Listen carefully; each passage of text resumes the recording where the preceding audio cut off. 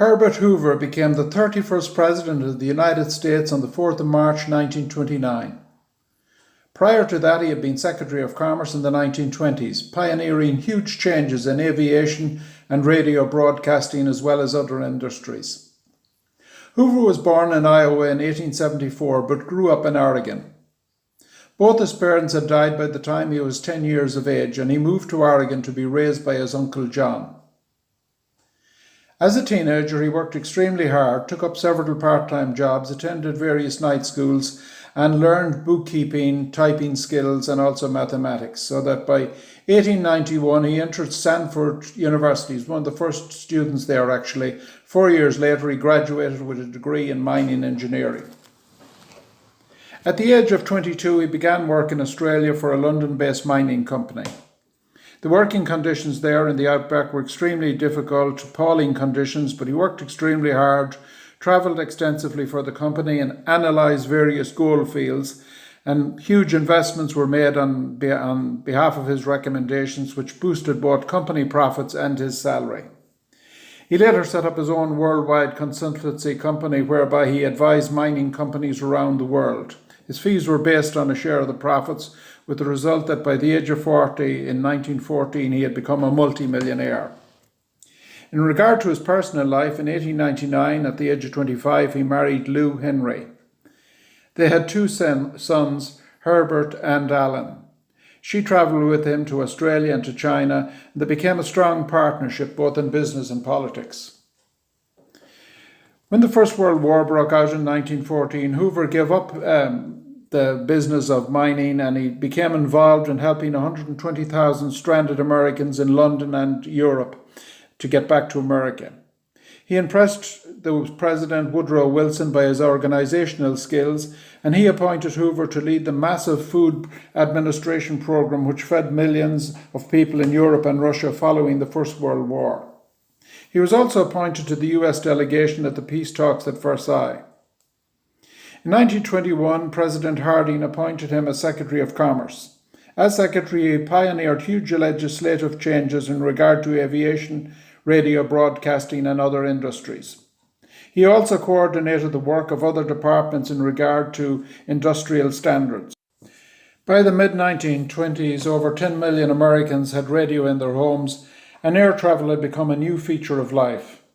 Hoover also introduced new standards for major highways and traffic lights in cities and industrial standards generally.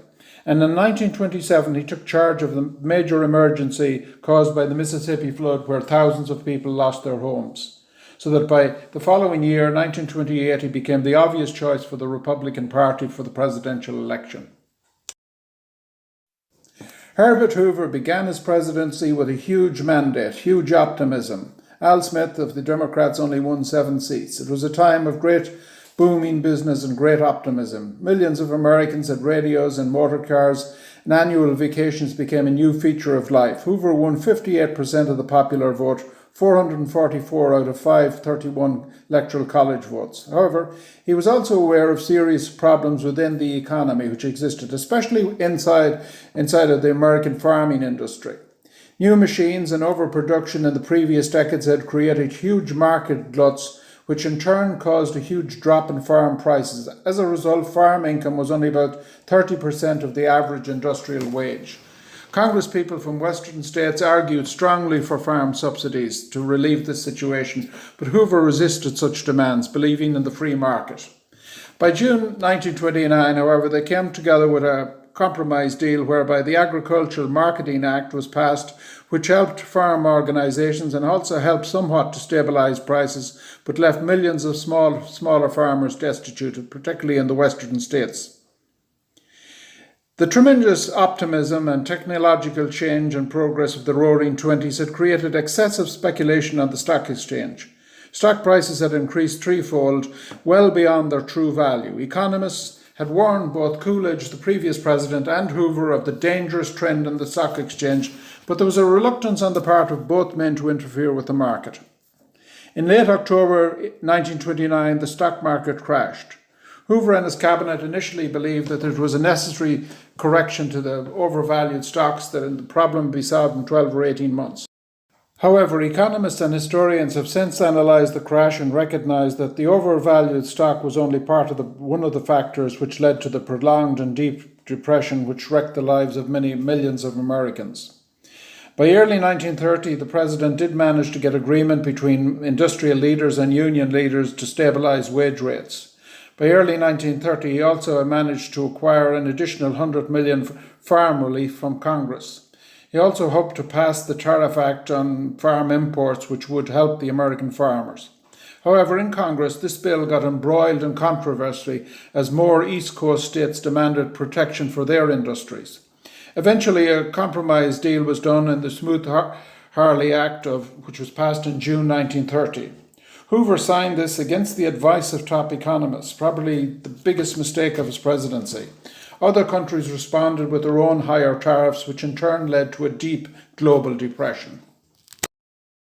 The depression was also made worse by a vulnerable international financial situation. Basically, US loans to Germany allowed that nation to repay its war debts to Britain and France, but the crash reduced money supplies and forced Germany to default on these repayments. This in turn led to a decreased global trade and an increase in unemployment everywhere.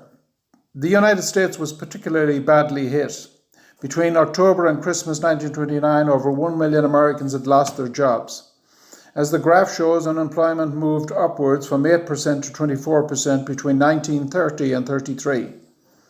At its worst, at the end of the Hoover presidency, about 12 million people, or 1 in 4 Americans, had lost their jobs. The Depression had become the worst in US history.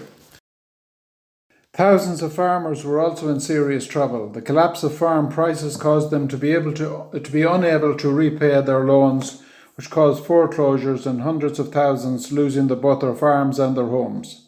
Thousands of banks also failed, as both the unemployed and the farming community were unable to repay their loans. In relation to foreign policy, President Herbert Hoover had an immense international experience, both as a mining engineer in Australia and China, and also as a food administrator in Europe and as Secretary of Commerce in the United States. He, along with his Secretary of State, Henry Stimson, crafted US-American foreign policy in the early 1930s. In regard to Central and South America, Hoover was determined to reduce US involvement. After he won the election in November 28, he went on a speaking tour for 10 weeks outlining his plans to reduce American interference in Latin America. In 1930, he ordered the release of the Clark Memorandum. This was a document written by Reuben Clark in the State Department in 1928. It disputed the Roosevelt Corollary, which implied that America had the right to interfere in the affairs of Latin American countries. In 1932, Hoover removed US troops from Nicaragua and also signed a treaty with Haiti, promising to do the same in the near future. Essentially, Hoover recognized that interference by the US in other countries' affairs would ultimately damage the reputation of the United States, and he started the good neighbor policy, which was later carried on by Roosevelt. In regard to Japan, the US did not recognize the invasion of Manchuria, as it broke the Kellogg-Briand Pact of 1928. The Sempson Doctrine, written by the Secretary of State, rejected Japan's territorial claims to Manchuria. Stimson favoured a more aggressive approach than the President. He believed that the US had a duty to enforce the Kellogg-Briand Pact. However, Hoover was reluctant to go along with this. He didn't want to alienate Japan, and he seen Russia as a potentially bigger problem in the future. The Great Depression had a deep impact on US relations with Europe. By 1930, America was central to the international financial system. American loans to Germany allowed that nation to repay its war debts to Britain and France. However, the crash of 1929 created an acute shortage of dollars, and this disrupted the financial system internationally, which led to a deep global depression. By 1931, Germany defaulted on its war repayments. Hoover responded by calling what was called the Hoover Moratorium, whereby intergovernmental payments between European powers and the States was suspended for 12 months. However, the Lausanne Conference in 1932 between the UK, France and Germany further reduced German repayments, which somewhat outraged their opinion in America, and in December 1932, Congress rejected this war reduction plan.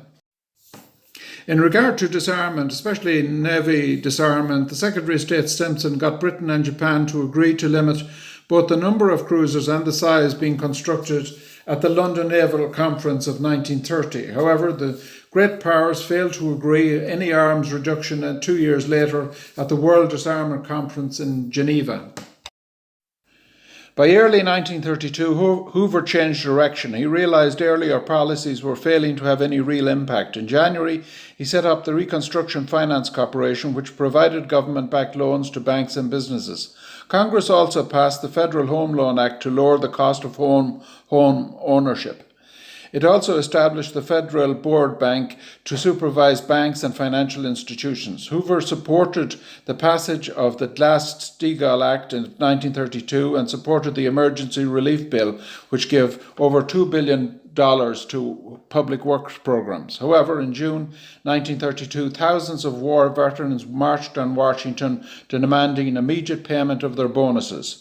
As clashes with police erupted, US forces were sent in, led by General Douglas MacArthur, to quell the riots. 2 protesters were killed, which damaged Hoover's reputation in the run-up to the election with Roosevelt. Herbert Hoover was one of the greatest Americans ever to hold the office of president. However, he was very unfortunate to have held it during the worst depression in the nation's history. He died 31 years later in October 1964.